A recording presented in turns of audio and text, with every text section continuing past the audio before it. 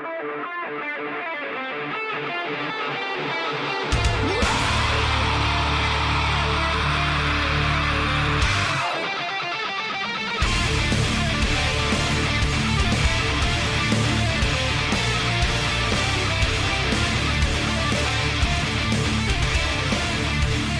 ready? Yes, sir. Here we go. Today is Monday, August 11th, 2014, and this is episode 79 of the Defensive Security Podcast. My name is Jerry Bell, and joining me, as usual, is Mr. Andrew Callett.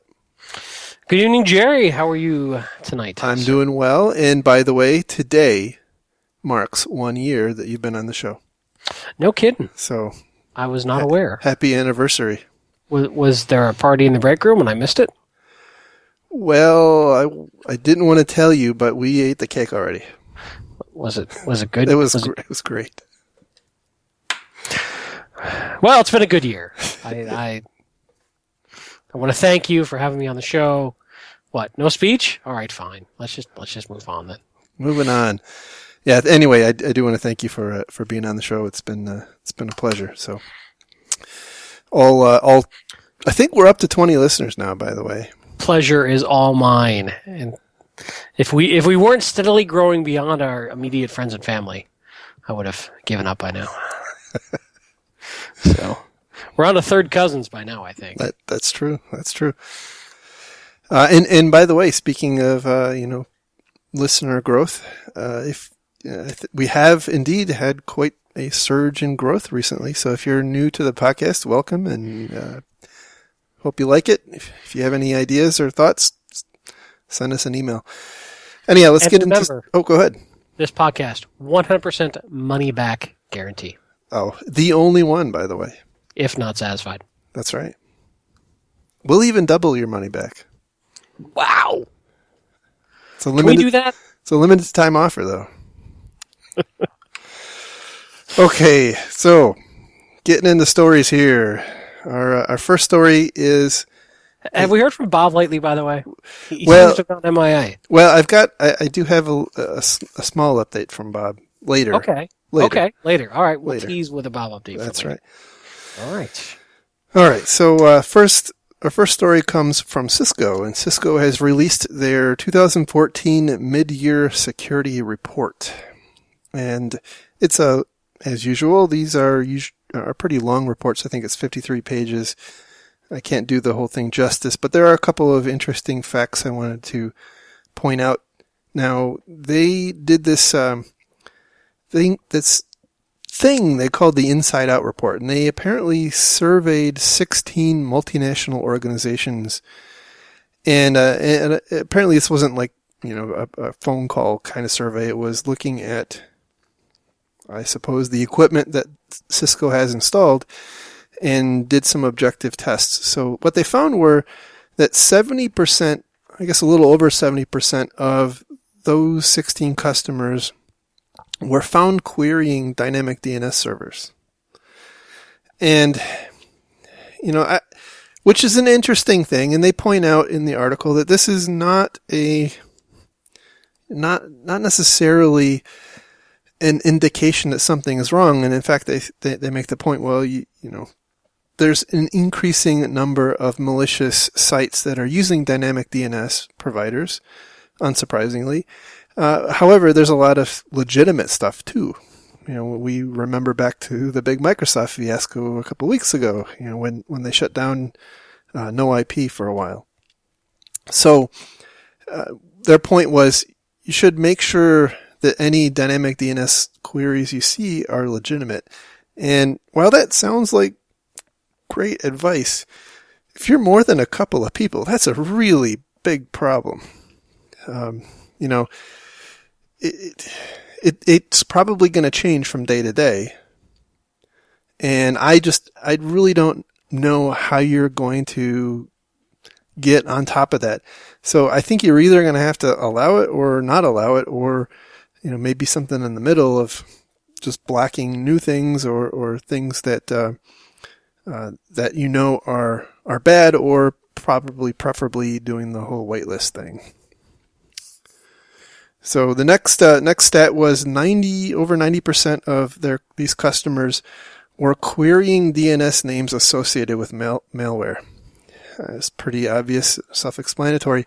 However, Bob, on this one, I was talking to Bob about this, and he wanted me to tell everybody that you have to be careful with this, because you can really send yourself into a tailspin if you are relying on IP reputation alone.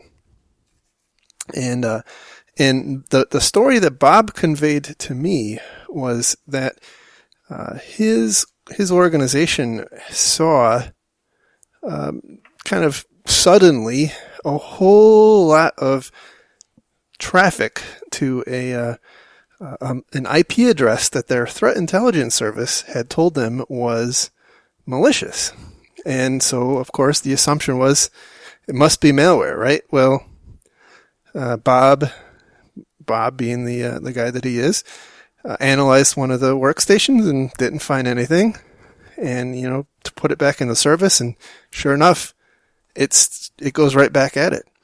So they reimage it, give it back to them, starts happening again. Well, this sounds like a pretty significant problem, and sure enough, more and more reputation services are indicating that this IP address these systems are talking to is in fact malicious. Well, at the end of the day, Bob's organization spent a whole bunch of money on forensics and reimaging systems and disrupting people's workdays. And what it turned out is that this malicious IP address was apparently part of a banner ad network that was serving up a piece of malicious code, but it was also just a legitimate enterprise, right? And so there was, in this particular location, there was a particular TV show that had become very popular just like that week, and so the people in this office kind of all of a sudden started gossiping about that TV show and going to the website, and that was in fact the problem. So, point is, what was the TV show Bridezilla's? No, it was one of the. From what Bob told me, it was one of the dumb vampire love things. I don't. Oh yeah, well. Yeah. See, I was just trying to make it funny, but anyway, go on. It was worse. Wow. Yeah. Yeah. But anyway, point is, you sometimes you have to be you gotta watch what you're chasing after, because sometimes you can go down a rat hole. The next step. Oh, go ahead. Let me also preemptively apologize to those members of our audience who enjoy sparkly vampires. We apologize for anything we might have said that made you think you're dumb, but you are. So, Woo. Interestingly, little war story that I've got is, in a previous life, I used to work for a company called Damballa, which is still around and kicking, but I was there pretty early. And a lot of what Damballa did when I was there, this is not the case now, but when I was there, the majority of the alerting capabilities was based on DNS traffic. And so we did a lot of these very exact sorts of exercises where we would see DNS traffic that was likely to be command and control DNS lookups or some sort of other malicious traffic. Nothing would agree with us. So we got really good at using things like TCP View and other tools. TCP View is from sysinternals, to be able to relate back what application or what on the box was relating to what traffic we were seeing on the wire. So, maybe something that in that situation you may want to have in your toolkit to say, all right, I understand this box is spewing stuff out. I need to identify what's spewing it out. Now, if it's something really hidden, that's interesting information of itself. But if you're like, oh, it's somebody's instant messenger, that might help you out narrowing down what's going on from a forensic standpoint. No, that's a great piece of advice. I think the problem Bob had was they took and by the way, Damballa may or may not have been the source of that intelligence from Bob. Well, this launches into a fundamental problem with threat intelligence. Yes. Is how do you age it out? How do you know when it's no longer, if it was used maliciously, especially in content networks like an ad network? It Yes. might be malicious for a week and then not malicious for a month. It's a complicated problem. Right.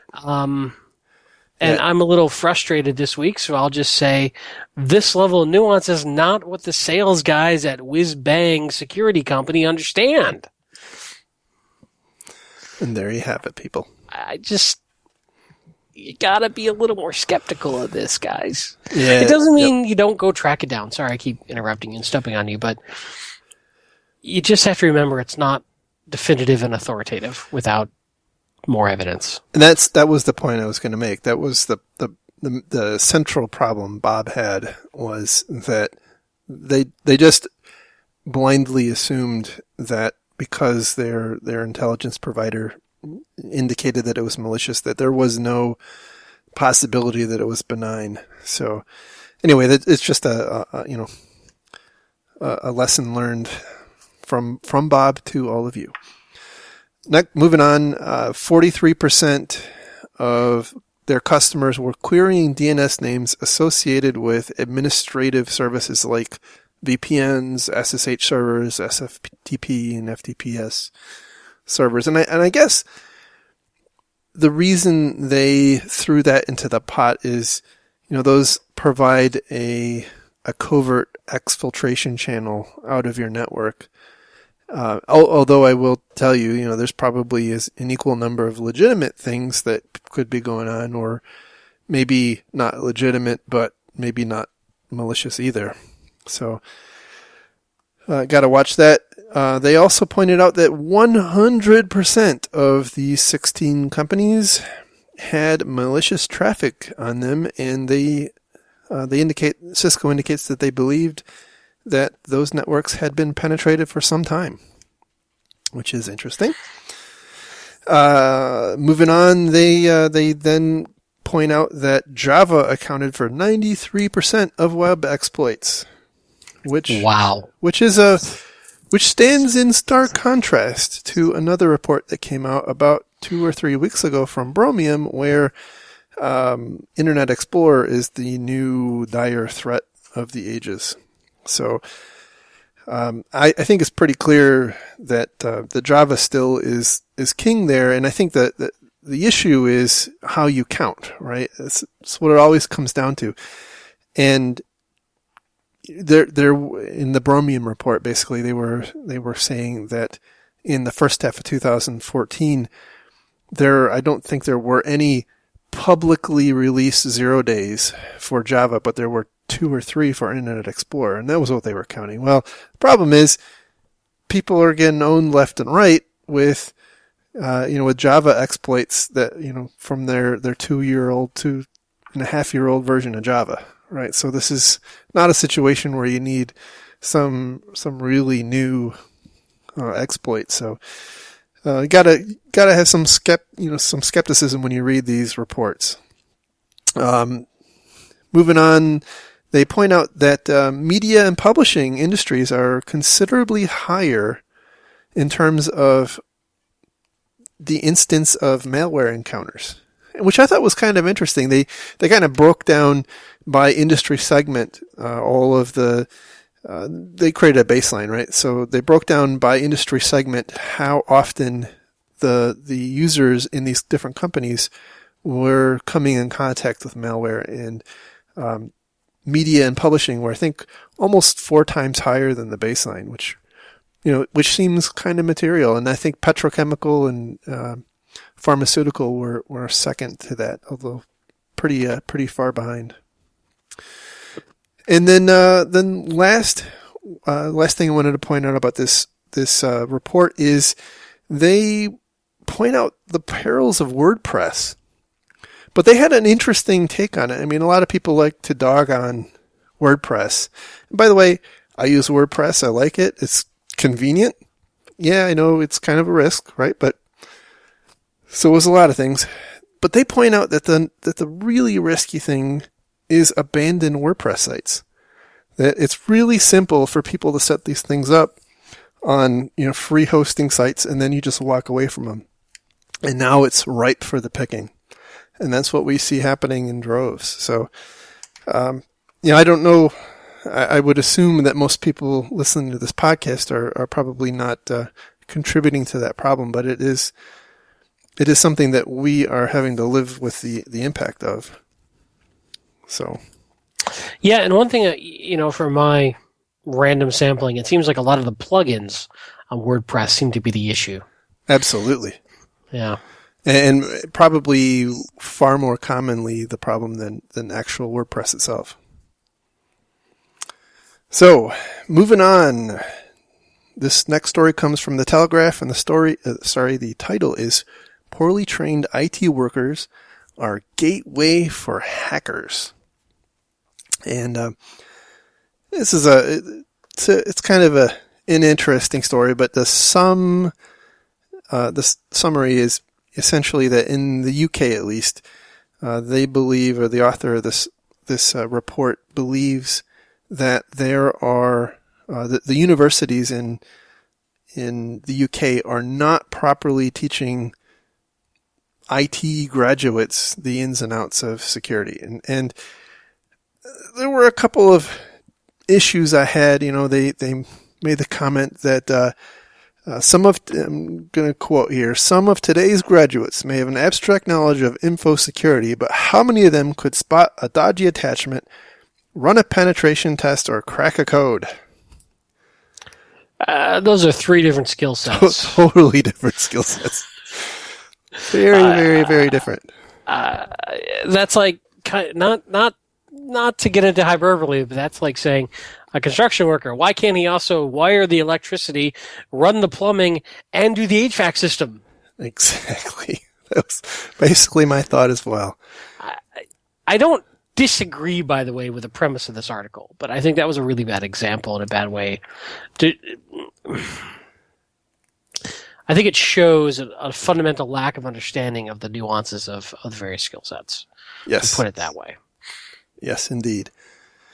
And I think that, like you, I kind of sympathize. I'm becoming more of the mind that a lot of our IT problems aren't going to get better until we help people understand. I guess I would say IT people in general understand the ways in which IT can be misused. Because I think right now one of the big problems I've observed time and time and time again is this just ignorance about how things can go wrong. There's just ignorance is the right word. It's just complete and utter ignorance about how these attacks work, and so we keep walking into the same blender. So. And by the way, that dovetails into the next story. And this one comes from CSO Online, and the title is "Cybersecurity Should Be Professionalized." So before we get into that ball of wax and rant-worthy article, I would just say that there should be fundamentals of security taught to most IT graduates, right, for whatever sort of program. Mm-hmm. If you're learning to code, you should be taught about the top 5 common coding mistakes that lead to exploits or something like that. However, here's my challenge with this. I'm not also a huge fan of only being taught this in university and never touching it again. This stuff ages out way too rapidly. So I think a more useful technique would be the various folks who run these coding departments or development sites or whatever it may be, having this mindset and continuing to push their team to know about it, developing a secure coding development lifecycle and all these sorts of things where we need to build this into the development lifecycle. Because you can't learn it 5 years ago in college and have it still be prevalent today and useful today with the way things are going. No, that's a great point. It does age out, and you need to keep it current. But the foundations could be taught, right? And you could ultimately at least get these guys to be aware of it. But it's really incumbent upon in essence, the companies or the people or whomever are running these teams to make security a priority in the development lifecycle. And that gets into a whole economic discussion as to whether or not it makes sense for these guys to spend the time, the energy, the money, the cost to build security in. That's a good point. And I think the other obvious issue is that not everybody comes in through the university system. Right. So, there's that too. That's a very good point. So anyhow, moving on to the next story, which is very related. And again, the title is Cybersecurity Should Be Professionalized. I was just thinking that would fix this problem. Totally and completely. So this organization called Pell, and I'm not entirely sure what Pell is. I think it's called Pell Center for International Relations and Public Policy, came up with a report which, and this is a really very interesting report. I encourage you to read it before bed sometime.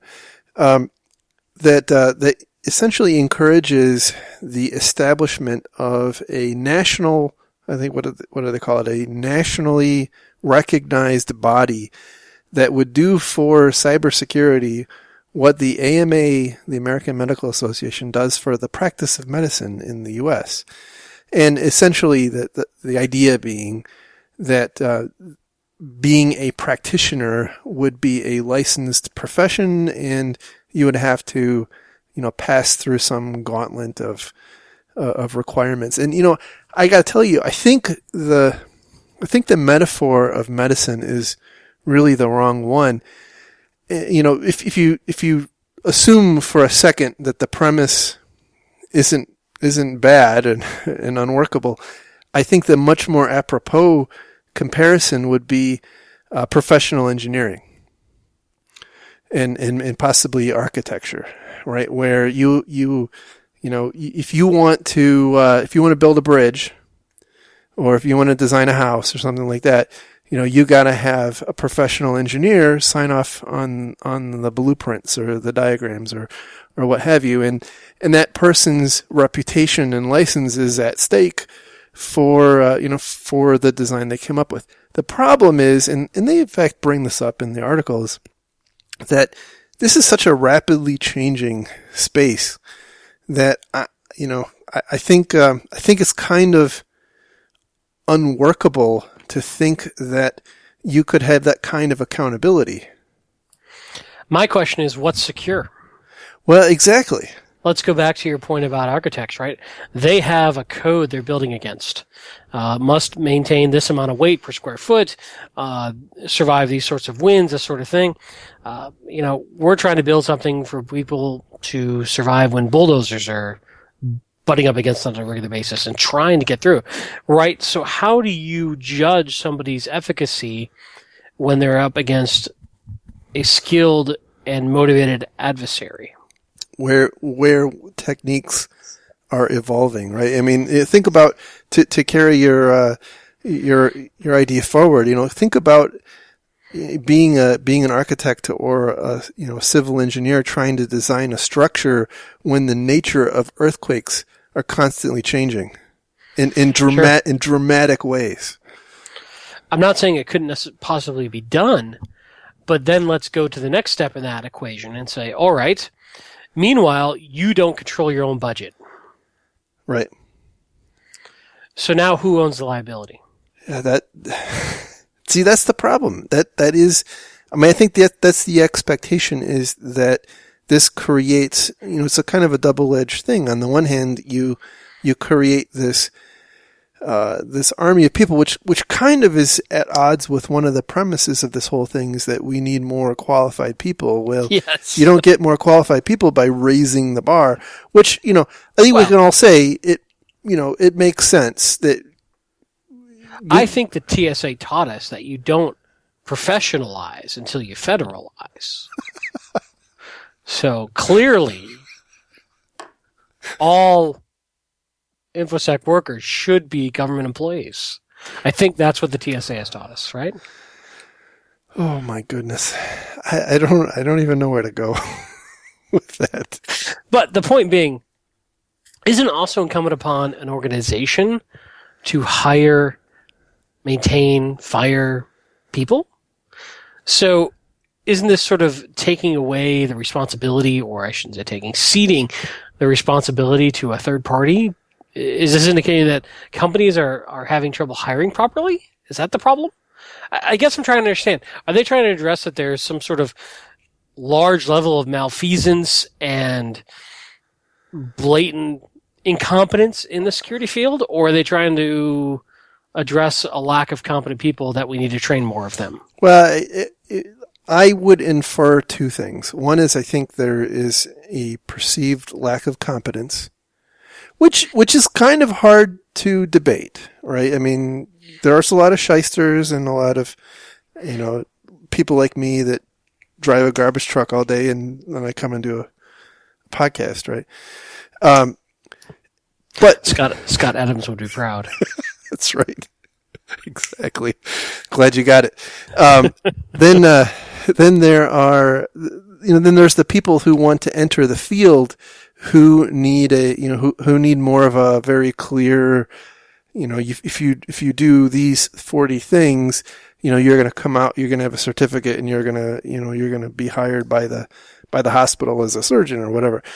I do think that exactly what you mentioned is the case, that there is an assertion that people are not hiring effectively.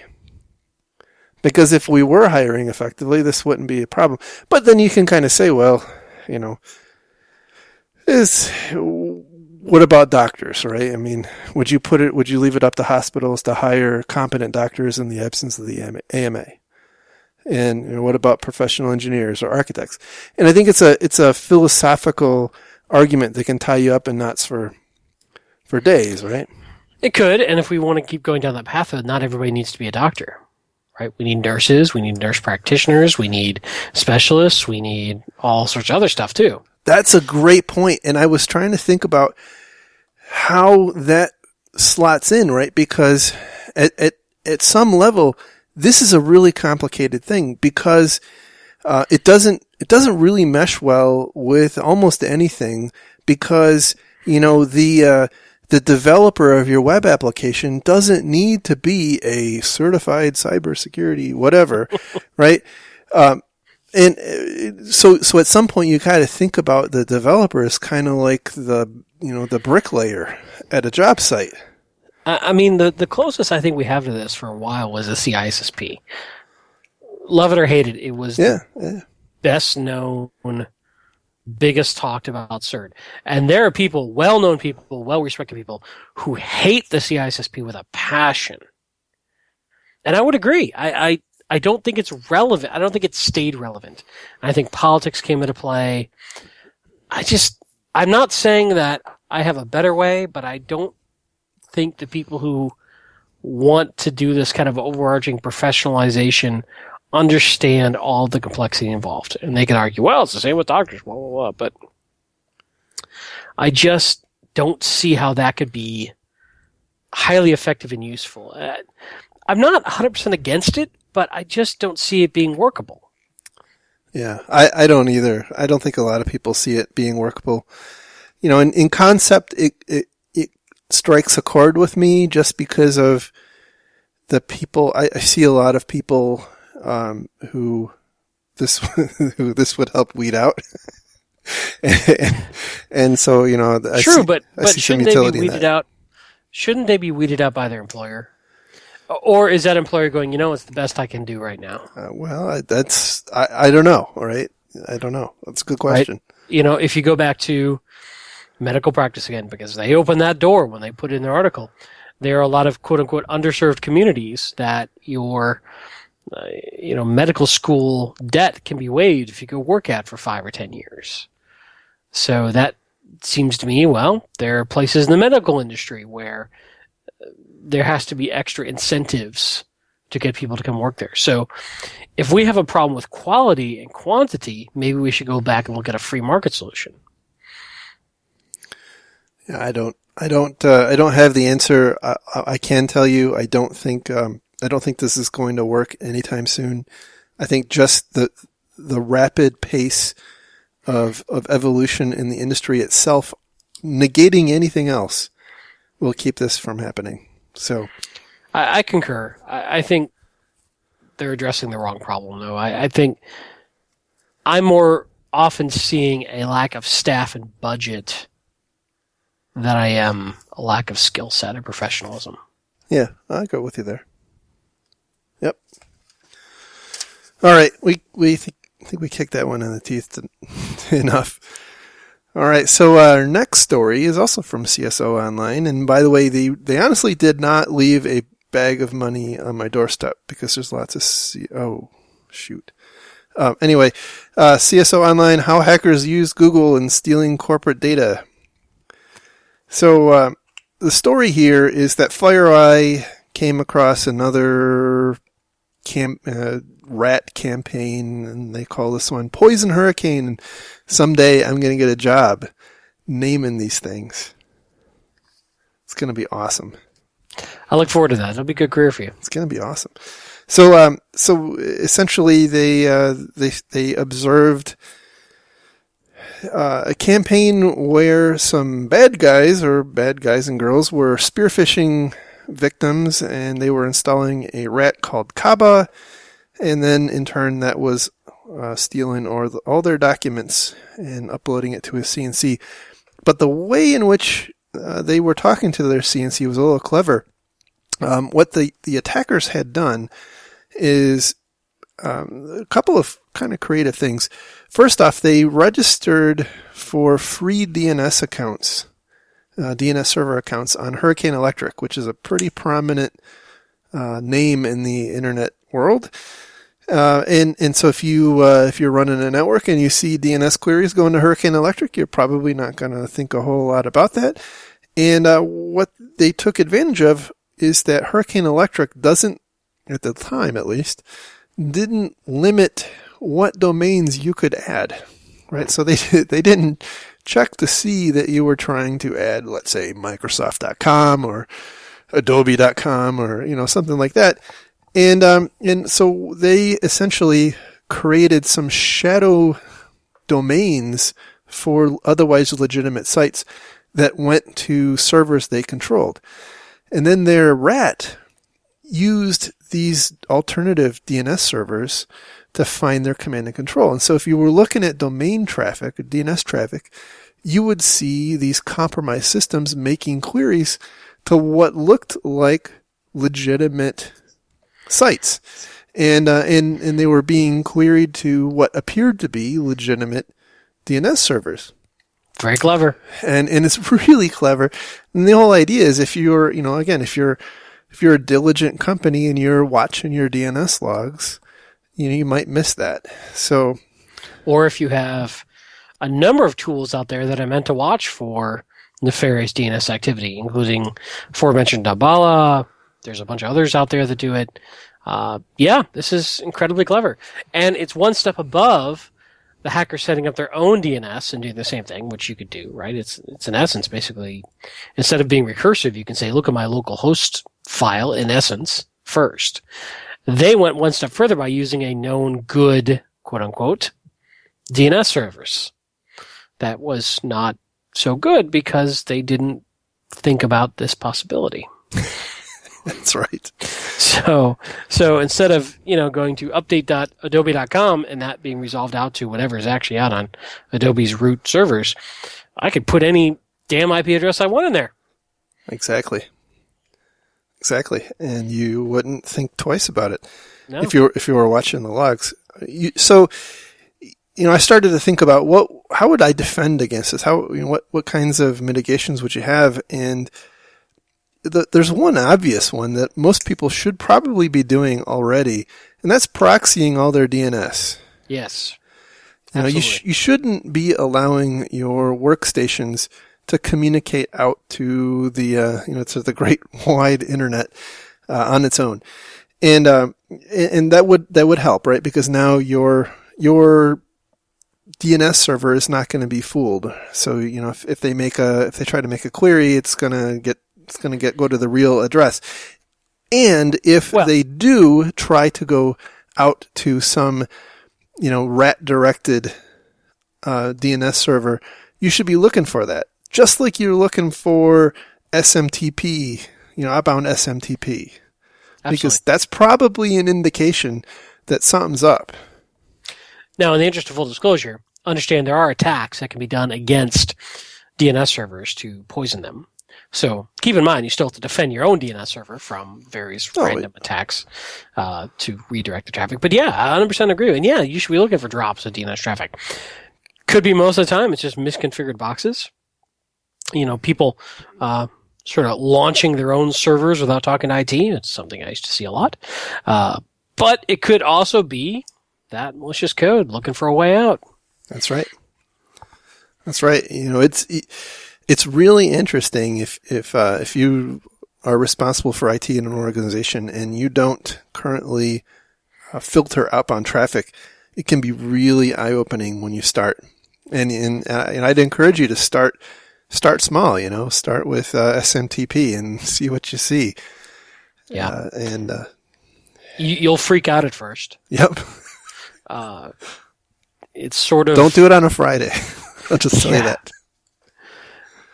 You're going to have to do a lot of investigation to understand what's really going on, but it'll make you a better admin. That's for sure. Exactly.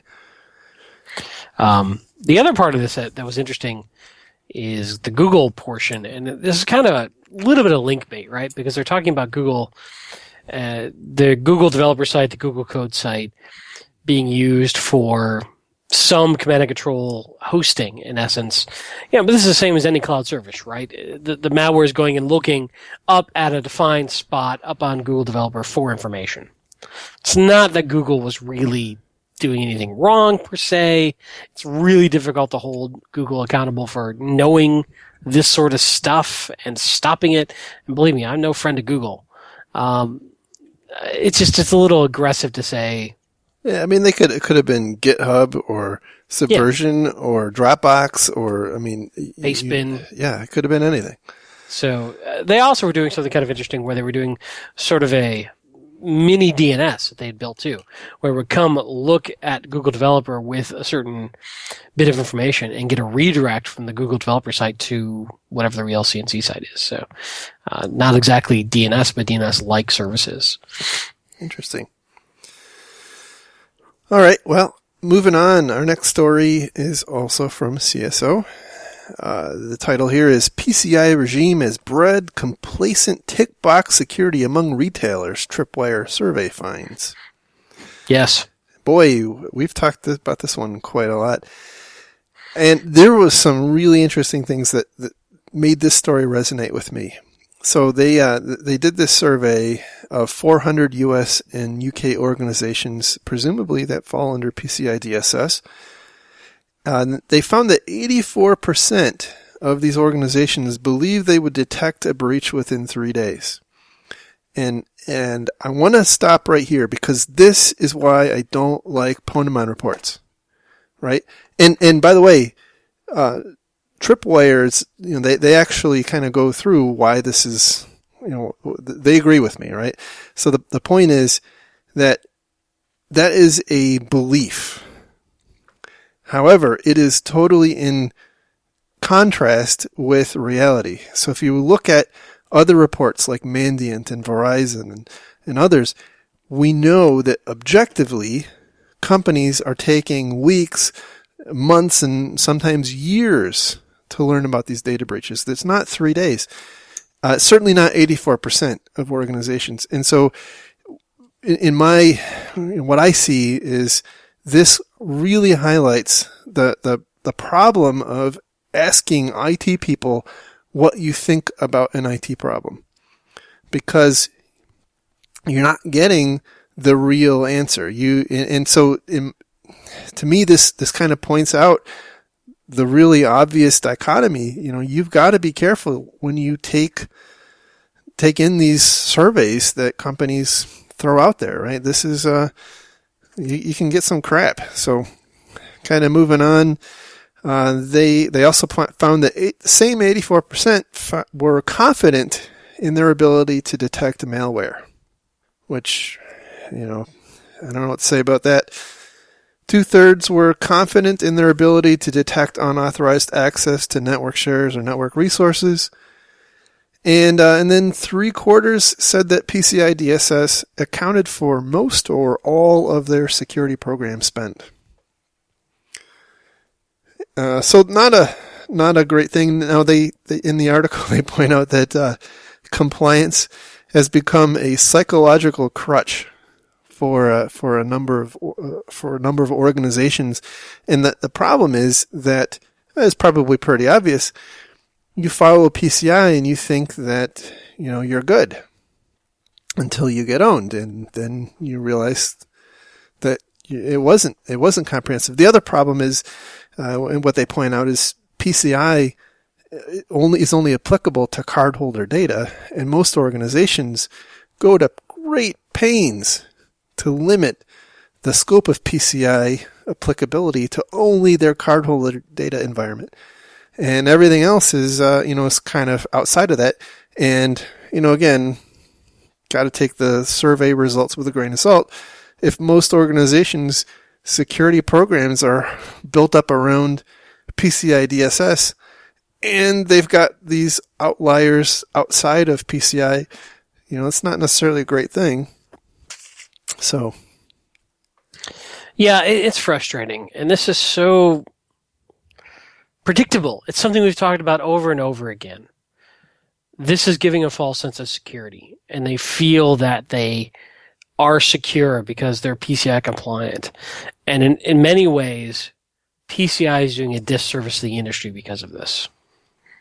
Yeah, and I don't know what the answer is. It's on the one hand, it's useful to have a set of minimum standards, but on the other hand, you see this company after company seeing PCI as kind of safe harbor. As long as I can get over that PCI hurdle, I'm golden. And that's not the case. You still have to run your security program. So yeah, it's absolutely true. Absolutely true. All right, moving on to our next story. This is kind of an interesting one. It's a pastebin article, and I was afraid to click this link. Are you afraid because pastebin is a hacker site? That's where the elite hacksaws go. I'm afraid. I have a number of people have characterized pastebin as a known hacker site to me. Well, anyway. So, anyhow, which I kind of take exception to. But anyway, no more than Gmail is a hacker tool, I guess. But anyhow, the deal here is that Gamma, there's a company named Gamma, and they make a product called FinFisher. And if you haven't heard of FinFisher is very controversial, right? Question. Are we trying to get sponsorship from them, or are we going to kill that opportunity in this discussion? We are going to kill the opportunity, I think. Okay, I just want to make sure I was on the right side, because whenever we bring up a company, I like to know, it's good. Are we shilling or anti-shilling? It's good. It's good that you clarified. Okay, so anyhow, the anti-shill. Sure. So anyway, Gamma makes FinFisher. FinFisher is controversial. FinFisher is a product that is marketed towards global governments to spy on people. It's basically spyware targeted or specifically made for governments. And it's in particular, it's been kind of controversial because there's been allegations that FinFisher's been used by oppressive regimes like Bahrain, and of course, Gamma's come out and said, no, we don't do that. People stole our stuff. And well, so what's been happening is that an attacker broke in and stole 40 gigabytes of data, including a whole bunch of support records, which shows apparently that in fact they have been supporting formally the Bahraini government. But, I don't want to get into the politics because that's not the interesting part to me. The interesting part to me is that in this pastebin article, the alleged attacker, details the methodology he or she used to compromise Gamma. And I would say in kind of excruciating detail. So it's really worth your time to read if you haven't really gotten into some of the more shady tactics. I don't think there's anything like totally surprising in here. There are some things that I wonder if it really went down like he or she said it did, but if you kind of roll with it, then essentially what they found, or what this attacker found, is that the web application that Finfisher was using was a somewhat custom application written by a third-party company, and found that same application, or parts of that same application, running on a number of other sites. And though he wasn't able to easily break into the Gamma site, he was able to easily break into some others, got the source code for the web app, found a couple of vulnerabilities, leveraged them to ultimately, the first step was he was able to get some SQL injection love and run SQL map, pull a couple of customer credentials out, logged in to the support portal with a customer credential he stole, uploaded a web shell, and then had access to the web server through that web shell. And then from there, it stole the 40 gigabytes of data. And apparently he didn't get what he was after, so I suspect we haven't seen the end of that. So it's an interesting read. To me, it says, there are some advantages to using custom applications versus something like WordPress, right? But at the same time, you got to know what the drawbacks are. And in particular, just because it isn't, it's something that was custom, what you believe was custom written for you, particularly if you're going to be a controversial target, you probably ought to get a pen test and an application review and whatnot. So, lesson learned there. Yeah, it's interesting. There's always stuff you can do to improve your security. Just bear in mind, pen tests are great, but they probably only may tell you one or two. A good overall application review and vulnerability assessment may better serve you. But a pen test is sexy, right? So. No, you're right. You're absolutely right there. I did like how he went through a lot of trouble saying, don't do illegal stuff. I'm not telling you this, don't do illegal. But if you're going to be illegal, here's all your precautions you should take. Yes. It's a good read. It's an interesting read. All right. The final story we have tonight it's actually a blog post, and we don't usually cover blog posts, but this one captured my sentiment pretty well. This whole thing's been weird from the beginning. Yes. And I think if it weren't for Brian Krebs, it never would have got off the ground. Totally. Well, maybe not. Okay, not off the ground in professional circles. Yeah, fair enough.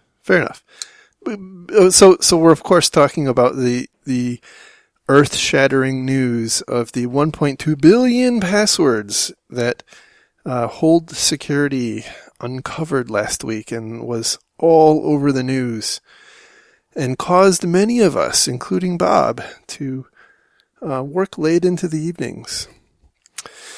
So yeah, this is a pretty, as it turns out, somewhat controversial story. And the blog post I linked to, in my view, links or kind of highlights some of the more concerning aspects.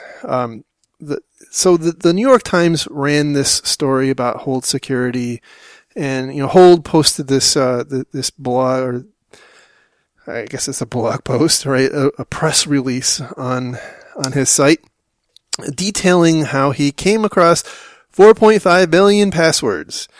And of those 4.5 billion, there were 1.2 billion unique email address password combinations. And some percentage of those had been obtained through other hacks, potentially like the Adobe hack and eBay.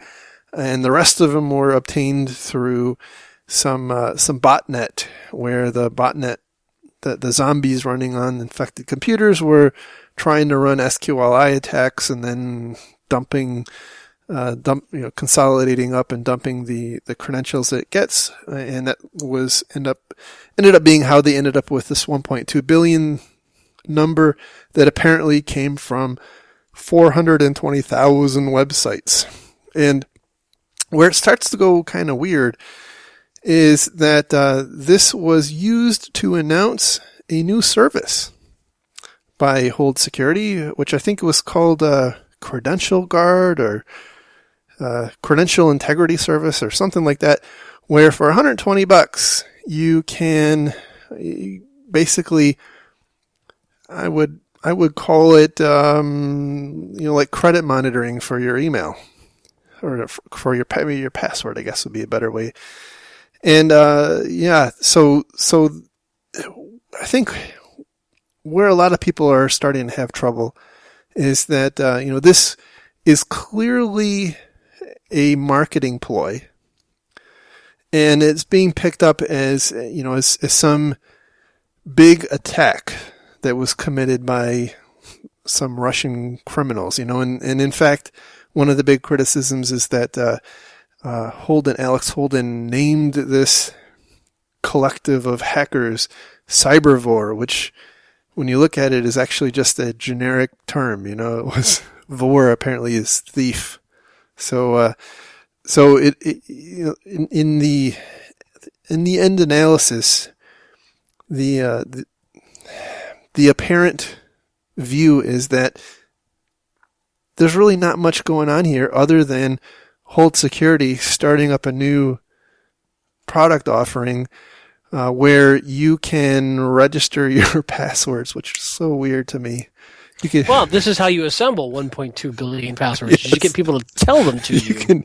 You can register your password with Hold Security, and if they see now one of the problems I have with this blog post, by the way, and I don't think I actually told you what the blog was. The blog is youarenotpayingattention.com.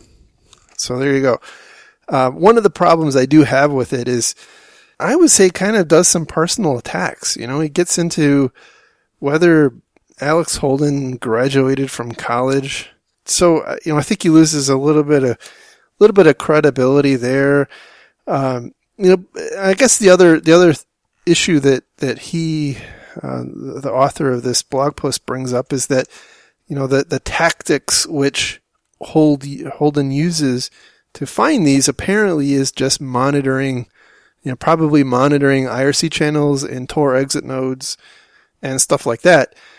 But that doesn't mean it's an illegitimate model, right? It's, you might not necessarily think it's all that useful of a service, but, I think at the end of the day, he's come up with something, whether or not it's, really 1.2 billion or 500 million or something less than that. Clearly he's been finding stuff that's gotten some press.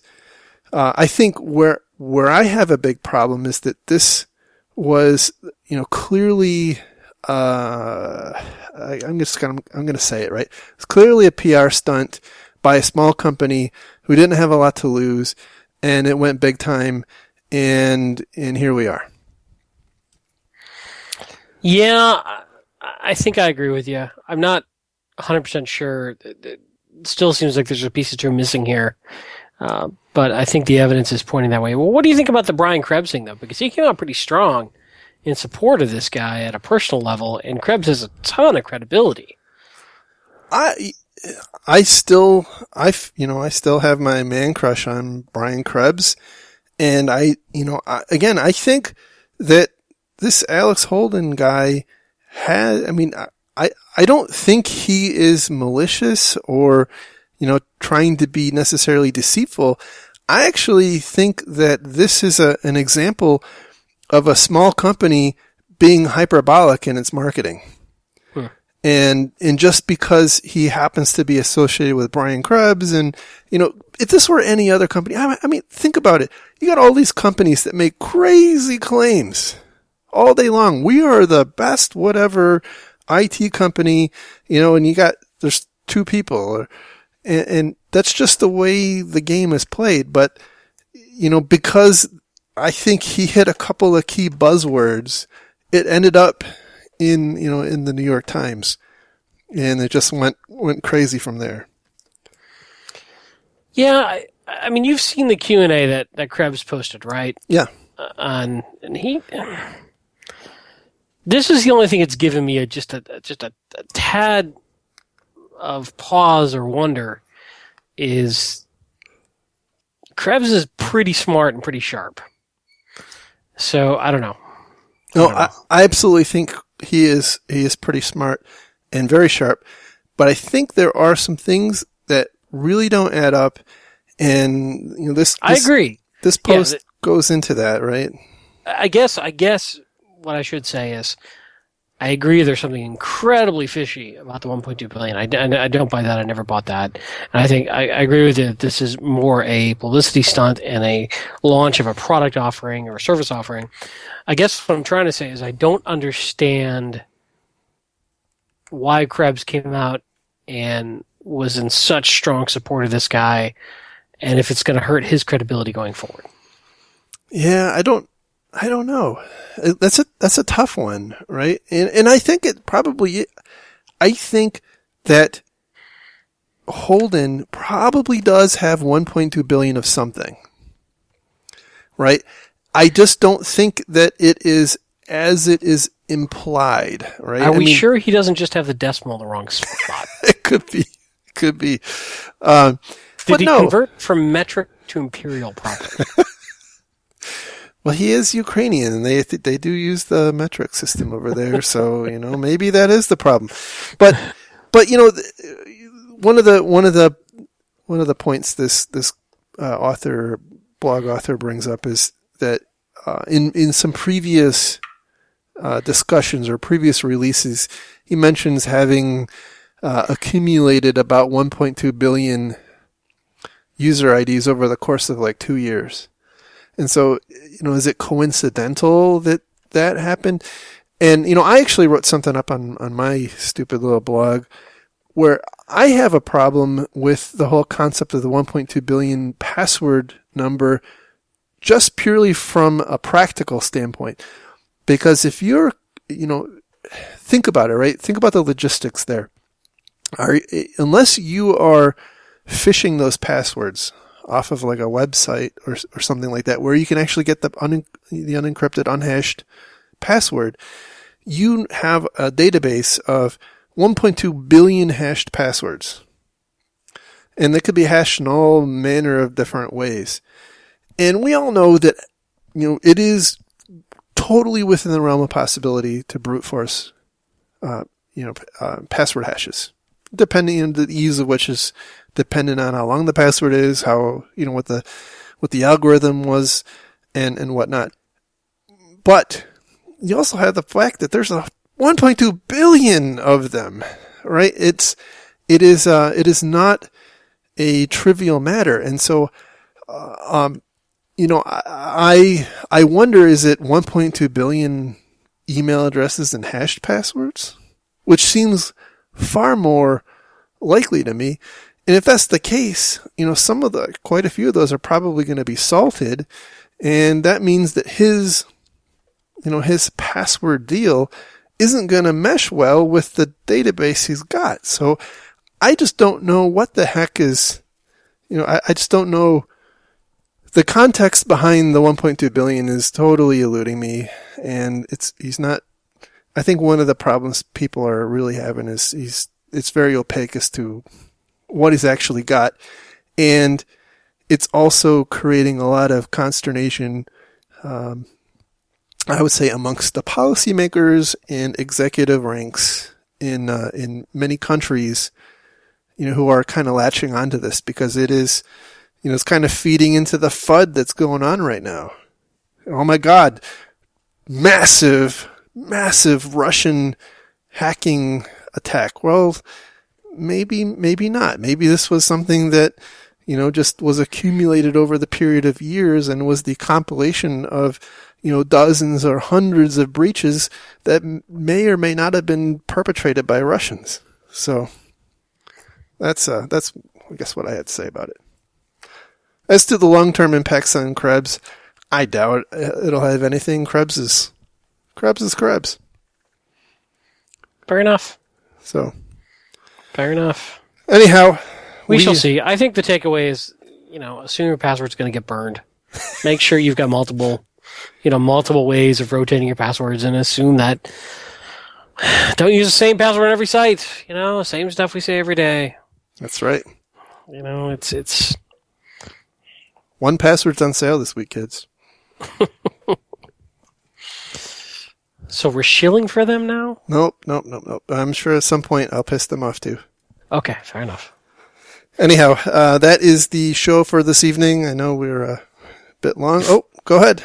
Before we go, just want to say, just as we went to start recording this podcast, news broke about Robin Williams passing away, and as we've been recording it, it's come out that it likely was by suicide, and he's been battling depression. Again, early reports are always suspect, but mental illness is no joke. It's not something you can just get over on your own. I know a lot of folks in the security industry struggle with different types of mental illness. So that's been a real problem for this industry recently, and it is not a joke. Take care of each other. Yeah, and go get help if you're struggling. There are options out there, and sad to hear about Robin Williams. It's he's a great actor and a great man, brilliant, and is a defining comic of my generation. So absolutely sad news. Funny guy. Hey, there was one other thing. One of our frequent listeners, just briefly, let's talk about it if you don't mind. Sure. Philip Beyer asked the question if we would discuss our perspective on the value of InfoSec cons with conferences with attack focus. Oh, that's a huge question. Yeah, it's a good question. It is. So, I guess I'm asking. I guess I'm reading into it a bit. And the implication is, offensive versus defensive type topics and that sort of thing. So, what do you think? I actually think it's a great idea, for people to go to a mix, right? One of the things I like about DerbyCon and probably most of the security conferences these days have different tracks. They'll have a defend it, they'll have a break it, they'll have, whatever. I think it's very valuable, as we talked about earlier. I think it's very valuable for people to understand the ways in which these attack techniques can work. And so, it's really good sometimes to step out of the whole defense mindset for a little bit and take a look at how the attack mode works. And the conferences are a great way to do that. And I'm not saying that people have to become, have to spend the time to become refined pen testers or red teamers or, exploit writers or reverse engineers or what have you. But having the concept of these kinds of attacks, I think it only makes us better as security people, because we have if we understand those techniques, even at a high level, we can do better at our jobs, at least in my view. And again, the conferences I think are a good venue for that, because you get to hear some pretty cool stories that will get your gears turning. And usually, in my view at least, when I go to those conferences, it's kind of immersive, and you're at least for me at least, I'm really I really absorb it. I really suck it all in. So, do you think the conferences are too focused on the sexy attacks versus the boring defense? Yeah, I think so. And it's hard not to be, right? Because at the end of the day, it's all about marketing, right?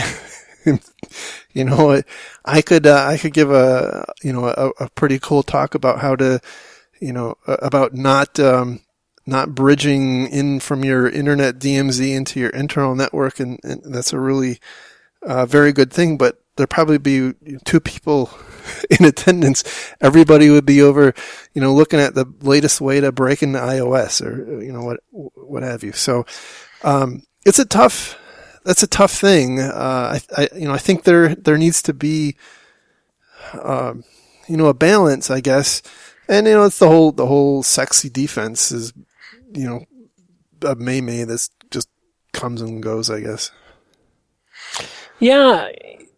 I guess in following up on that, and I think you answered this pretty well, do you think there is a lot of demand for defensive talks versus offensive talks? And therefore, do you think that most of the researchers and hobbyists and those are spending all their time on the attack side, and only companies and businesses and VC funds are spending time on the defense side? I don't see, at least that's my take. I mean, do you see that?